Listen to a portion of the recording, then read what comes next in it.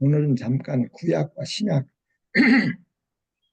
옛 언약과 새 언약이라고 그러죠. 율법과 복음인데 그 잠깐 우리가 한번 살펴보겠습니다. 구약의 율법에서 가장 중요한 율법이 우리들이 많이 알죠. 하나님을 사랑하고 이웃을 사랑하라. 신명기에 나와 있고 출애굽부터 나와 있고 여러 그 성경, 구약 성경들이 나와 있는데 그것은 옛 언약이거든요. 그러면 새 언약은 무엇이냐? 구약에서 우리한테 명령하신 것은 목숨을 다해 하나님을 공경하고 사랑하고 이웃을 사랑하는 것이, 그러면 신약에서는 그것이 어떻게 바꿔졌을까를 우리가 좀 알았을 때 우리가 그리스도인이 좀 더 확실해져요, 우리 마음속에. 그렇지 않으면 좀 구약과 신약, 율법과 복음이 이렇게 섞여져 가지고 굉장히 좀 많은 사람들한테 혼란을 주고 이 신앙생활에도 좀 뭐랄까 좀 내가 예수를 믿는 사람으로서 예수에 대해서 얘기하는 것들이 굉장히 좁아져 버려요. 근데 신약에서는 뭐라고 얘기를 하냐면, 우리가 요한복음 한번 찾아볼까요? 요한복음 13장 34절, 13장 34절에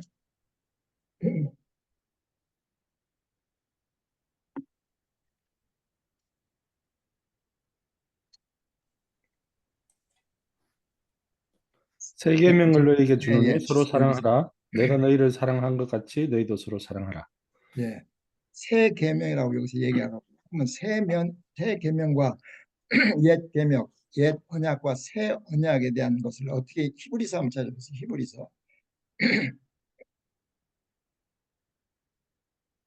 그래서 8장으로 하는 거죠.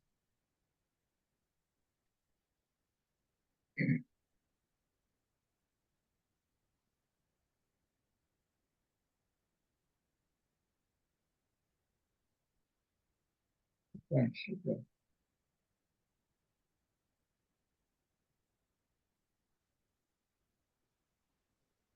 8장 7절.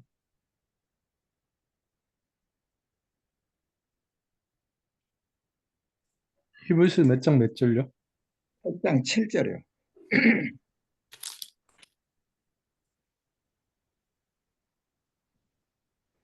8장 7절. 예. 저 첫 언약이 무흠하였더라면 둘째 것을 요구할 일이 없었으려니와. 언약 율법이 완전하다면은 새 언약을 요구하지 않는다라는 거죠. 10장 1절.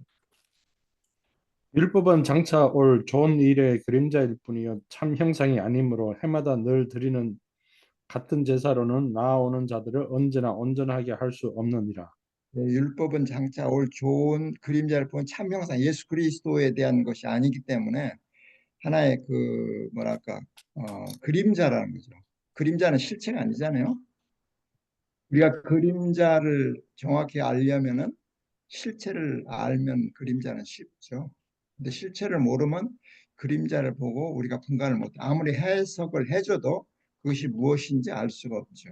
근데 실체를 알면은 그림자를 보면 저것은 무엇의 그림자라는 걸 알아요. 그렇기 때문에 우리 예수 그리스도의 그 신약에 계시된 완성된 오신 그 예수 그리스도를 성령으로 인하여 정확히 알면은 구약은 그냥 읽으면 알아요. 그게 무엇을 의미한다라는 것이. 그리고 제가 여러 번 예를 들어서 말씀드렸는데 첫 언약이 완전하면 새 언약 예수 그리스도가 오실 필요가 없다 그 말이죠. 그리고 또 여기서 14장 아까 13절에 뭐냐면 13장 34절에 새 계명을 준다. 서로 사랑하라. 그 다음에 내가 너희를 사랑한 것 같이 너희도 사랑하라. 내가 너희를 사랑한 것이 그 사랑이 과연 성령이 오시기 전에 사복음서에 기록된 그 내용을 제자들이 알 수 있을까요? 내가 너희를 사랑한 것 같이 얼마나 사랑했는데 의심할 수가 있죠. 그 사랑이라는 것은 십자가에서 완성됐을 때 그리고 그것이 성령으로부터 그것을 깨달았을 때 비로소 하나님이 나를 사랑한 걸 알게 되죠. 그러기 이전에는 그 사랑이라는 것은 막연한 거예요. 예수님의 사랑이 잘못되어지면 거기서 나오는 것이 인본주의적인 설교죠. 착하게 살아라, 선하게 살아라, 나같이 살아라, 예수님같이 살아라. 근데 그게 아니잖아요. 우리가 성령으로 통해서 그것이 아니라 나를 죄에서 구원할 메시아라는 것을 깨닫잖아요. 현실적 메시아가 아니라.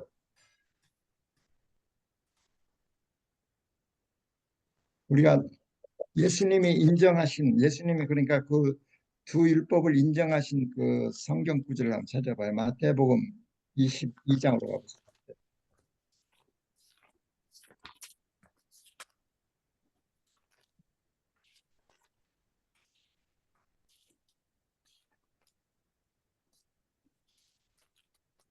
마태복음 22장 36, 35절, 36절, 37절까지. 선생님, 율법 중에서 어느 계명이 크니까? 예수께서 이르시되 내 마음을 다하고 목숨을 다하고 뜻을 다하여 주 너 하나님을 사랑하라 하셨으니 이것이 크고 첫째 되는 계명이요 둘째도 그와 같으니 내 이웃을 내 자신같이 사랑하라 하였으니 이 두 계명이 온 율법과 선지자의 강령이니라. 예. 여기서도 예수님이 인정을 해요. 왜냐하면 아직 십자가의 사건 이전이고, 그죠? 아직 성령이 오셔서 그런 것들을 밝히 우리한테 보여주지 못했기 때문에 그 당시 예수님도 그 두 가지 그 율법이 맞다고 얘기를 한다고요. 그런데 문제는 41절서부터 무엇이 에 대해서 얘기를 하냐면 42절 한번 읽어보세요. 42절, 43절. 너희는 그리스도에 대하여 어떻게 생각하느냐? 누구의 자손이냐? 대답하되 다윗의 자손이니이다. 이르시되 그러면 다윗이 성령에 감동되어 어찌 그리스도를 주라 칭하여 말하되 예. 그것에 대해서 말씀하신 다음에 그리스도에 대해서 질문을 하죠. 질문을 한 다음에 그 그리스도가 누구의 자손이었을 때 그 바리새인들이 다윗의 자손이다라고 얘기하죠. 근데 다윗이 그러니까 예수를 어떻게 주로 부를 수 있는가라고 얘기를 하죠. 그것이 우리가 시편 110편, 시편 110편 1편 한번 보세요. 시편 111편.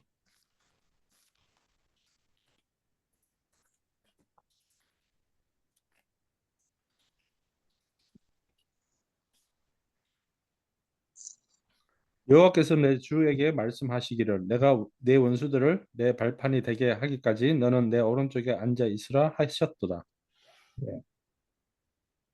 여호와가 하나님이죠. 그다음에 내 주에게가 이거가 누굴까요? 여호와께서 내 주에게 말씀하시기를 이게 두 분이 계시죠. 거기에 로드가 두 분이 계신 여호와가 계시고 예수 성령 성자 하나님이 계시고 성부 하나님 두 분이 계시는데 다윗이 얘기를 하죠. 그 내 주를 내 여호와께서 내 주에게 예수께 말씀하시기를 그러니까 이미 예수 그리스도는 그죠? 다윗이 이 땅에 오기 전에 이미 창세전에 함께 계셨다는 것을 인정이 되잖아요. 그렇기 때문에 이 뒤에 쭉 마태복음 22장서 뒤에 그리스도에 대해서 쭉 나오는 것에 대해서 결국 요한복음에서는 뭐라고 했냐면요. 나는 안식일의 주인이다. 성전보다 크다. 나는 하나님이라고 계속 선포를 하죠. 그 하나님이 오셔서 율법에서 다시 새 율법을 계명을 우리한테 주는 거예요. 요한 1서 3장 한번 갑시다. 요한 3장. 요한 1서 3장. 391페이지요. 23절. 그의 계명은 이것이니 곧 그 아들 예수 그리스도의 이름을 믿고 그가 우리에게 주신 계명대로 서로를 사랑할 것이니라. 24절.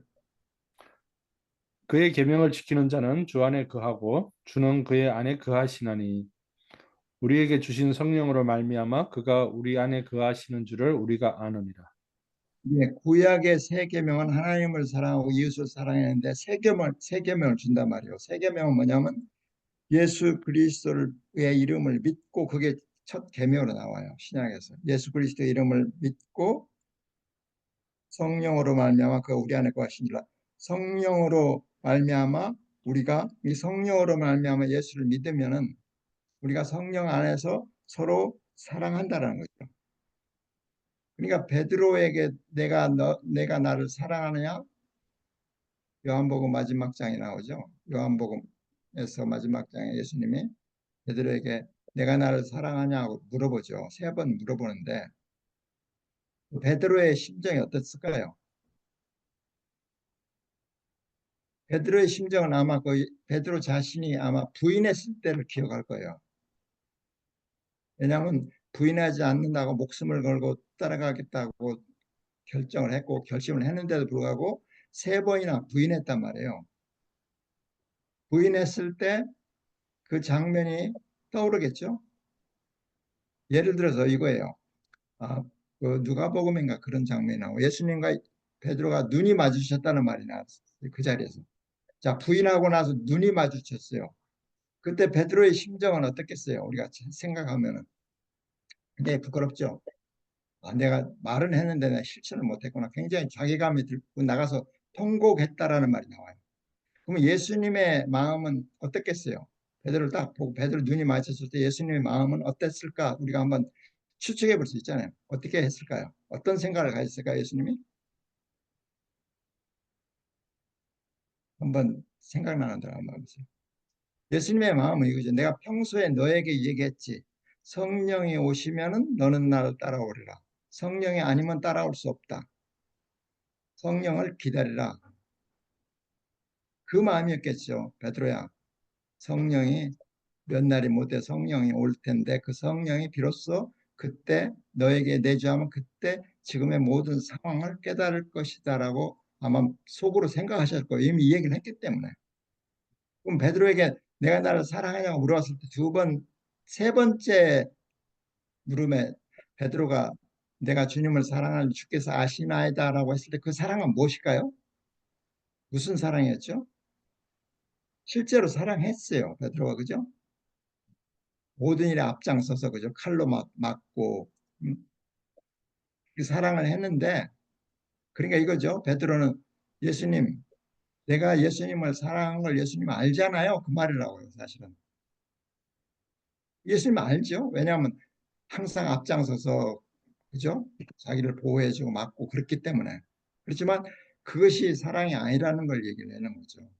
그래서 성령을 받고 나서 뭘 깨달아요? 내가 사랑한 게 아니라 십자가의 죽음을 통해서 그가 나를 사랑했다라는 걸 깨닫죠. 그래서 로마서 8장 8장 로마서 8장 8장 9절 만일 너희 속에 하나님이 영이 아니 거하시면 로마서 8장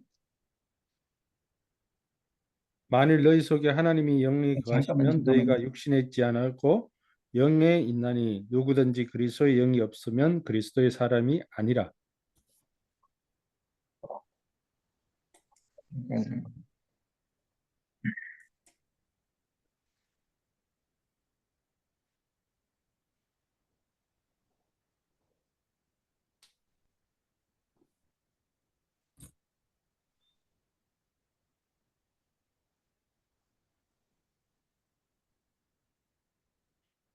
오장 5장 8장이 아니라 5장 5장 5장 5장 8절에서 10절 이거 우리가 몇 번 읽은 건데 5장 8절에서부터요 우리 10절까지 우리가 아직 죄인 되었을 때에 그리스도께서 우리를 위하여 죽으심으로 하나님께서 우리에 대한 자기의 사랑을 확정하셨느니라.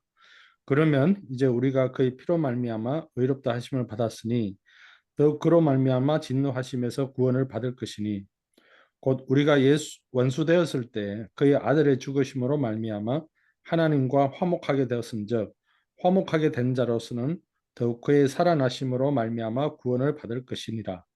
그뿐 그 아니라 하나님의 네, 예, 이제 읽으세요. 우리로 화목하게 하신 우리 주 예수 그리스도로 말미암아 하나님 안에서 또한 즐거워하느니라. 네. 그 하나님의 사랑이 십자가의 죽음을 통해서 우리에게 전달된 거죠. 그러니까 예수고의 십자가의 사랑을 우리가 느끼지 못한다면 그것은 하나님이 막연히 우리를 사랑하는 거지 진짜 그 사랑이 무엇인가를 알 수 없다는 말이에요. 그것이 근데 이것은 성령을 통해서 우리가 깨닫게 되는 거지 단순하게 하나님의 사랑 우리에게 거저 주시기 위해서 치러진 그 값은 우리가 은혜로 거저 받았지만 죄 삭은 사망이 하나님 원사는 예수 그리스도 안에 있는 생명이라고 했잖아요. 그러니까 그 생명을 주시기 위해서 우리에게 어떤 값을 요구한 것이 아니라 그 값이 엄청난 그 값이 치러졌다는 사실을 알게 된 거죠. 이 사람들이 은혜를 우리는 거저 받았다고 하지만 은혜를 우리에게 주시기 위해서 치러진 값을 생각하는 사람이 은혜를 알고 은혜를 깨달은 사람이죠. 그래서 성령은 은혜를 깨닫게 하신다. 십자가의 사랑을 통해서 그가 우리를 사랑했던 것을 깨닫게 하신다. 그러니까 구약의 율법은 뭐냐면요. 내가 하나님을 사랑합니다 하고 고백하죠. 근데 신약에서는 그게 아니라 네가 나를 사랑한 게 아니라 내가 너를 사랑했다는 것을 깨우쳐 주는 거죠. 그래서 신약의 계명은 나를 믿으라가 첫 번째로 나와요. 그리고 성령이 안에서 서로 사랑하라. 이게 성령이 믿게 해주잖아요. 그러면 성령 안에서 우리가 서로 사랑한다는 교회라는 에클레시아라는 교회의 공동체를 만들어주는 거죠. 그래서 거기서 서로 사랑하는 거. 그래서 교회는 서로 사랑하고 격려하고 모이기를 힘써야 하고 뭘 해요? 예수 그리스도의 복음을 선포하고 그 복음을 믿은 자들에게 예수가 그리스도임을 가르치는 것. 이것이 교회의 가장 큰 역할이에요. 그러니까 우리가 성령 안에서 믿음의 고백이 하나가 되면은 사실 어떤 그 삶은 다 다르지만은 최소한도 어떤 공통점, 신앙의 공통점은 다 같아야 해요. 근데 그렇지 못하잖아요. 우리가 서로. 우리가 겉보기에는 예를 들어서 서로 뭐 다 존칭을 하고 더 이해하고 하지만 실제로 우리의 마음속에서는 무엇이 저 사람이 신앙의 근간인가는 우리가 잘 몰라요. 알 수 있는 방법은 성경을 놓고 우리를 비춰봤을 때 피차 아는데 그런 기회가 많지 않아요. 그리고 예수 그리스도 이외에 다른 것들을 많이 배우기 때문에 다른 것에 대해서는 동의를 많이 하죠. 그러나 예수 그리스도에 대해서 동의하는 건 더 중요한 거죠. 그래서 이 계명 그러면 첫째 계명 율법에서 주는 그 계명을 중시하는 교회는 어떤 교회일까요? 하나님을 사랑하고 이웃을 사랑하는 구약의 율법 가장 큰 율법이죠. 그게 내 선지자의 강령이라고 예수님께서도 인정하셨어요. 그것을 주장하는 것은 거기서 주장되는 그 문제가 뭐라고 생각하세요, 혹시? 교회를 성전이라고 그래요. 그리고 성전에서 강조하는 것이 예배, 예배. 그리고 그 예배를 집전한 사람이 누구예요? 제사장이에요. 구약에, 그죠? 구약 개념으로. 그럼 제사장은 예배를 집전한 사람한테 제일 높잖아요. 그때 모든 성도들은 그 목사의 말에 순종해야 한다고 굉장히 강조를 한다고. 하나님의 대리자인 것 같이. 그래서 거기서 강조하는 것은 예배예요. 그래서 보편적으로 교회에 가서 예배 드리는 사람들의 특징을 보면요. 그 예배에 굉장히 목을 매는 사람들이 있어요. 근데 성경의 진짜 그 내용을 잘 몰라요. 그리고 내 행위, 종교적 행위를 굉장히 강조를 해요. 거기서 나오는 말이 성수주의, 주의를 목숨같이 지켜야 한다. 안식일의 대체로 자꾸 생각하는 거. 그리고 그 사람은 굉장히 행위에 대한 것을 강조해요. 믿음은 두 번째예요. 행위가 믿음을 완성해 나간다고 하는데 그렇지 않아요. 우리의 행위는 별로 안 고쳐져요, 사실은. 그죠?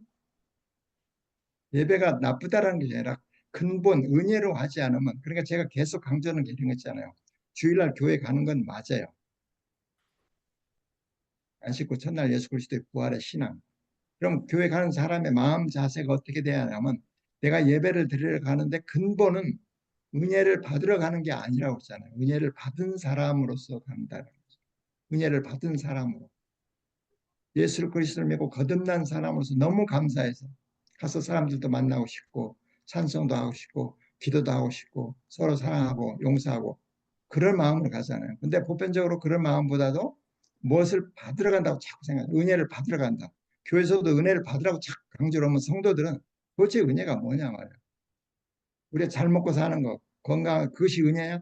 그건 일반적 은혜라고 그래요. 그건 예수를 안 믿는 사람도 누구나 누릴 수 있는 것, 그것을 일반적 은총, 일반적 은혜. 그러면 그리스도인, 그리스도인이 뭐냐면 성령으로 거듭나서 구원을 받은 사람이에요. 그죠? 그래서 성경에도 이 죄의 싹슨 사망이요, 하나님의 은사, 은혜는 그리스도 예수 우리 자는 영생. 그 영생이 그 은혜라고요. 다른 게 은혜가 아니라니까요, 자꾸. 근데 은혜를 너무 값싸게 선포하니까 이것도 은혜, 저것도 은혜, 다 감사하죠. 그러나 안 믿는 사람과 믿는 사람의 차이가 뭐냐면 내가 영생을 얻었다, 구원을 받았다, 예수 그리스도 그 차이가 있어요. 거기에서 우리가 벗어나지 않으면은 내가 과연 그 성경에서 얘기하는 은혜 가운데 있는가? 구원으로 말미암아 정말 내 마음속에 감격이 있는가? 십자가의 사랑으로 내 마음속에 감격이 있는가 없는가를 돌이켜 봐야 해요.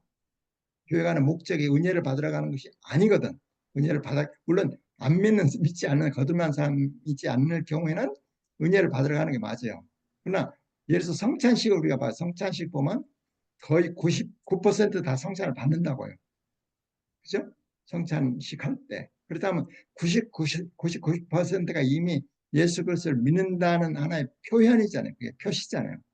그렇다면 그 마음속에 정말 십자가의 은혜를 받은 사람인가? 아니면 다른 은혜를 현실적인 어떤 것을 얻기 위해서 가는 건가? 그게 틀렸다는 게 아니에요. 그 무엇이 우선인가를 은혜에 대한 정의를 우리가 확실히 알았을 때 다른 것은 있으면 좋고 없으면 할 수 없어요. 어차피 인생은 다 죽잖아요. 흙은 흙으로 돌아가리라. 근데 정말 믿는 사람한테는 부활의 소망이 있다는 거죠. 그죠?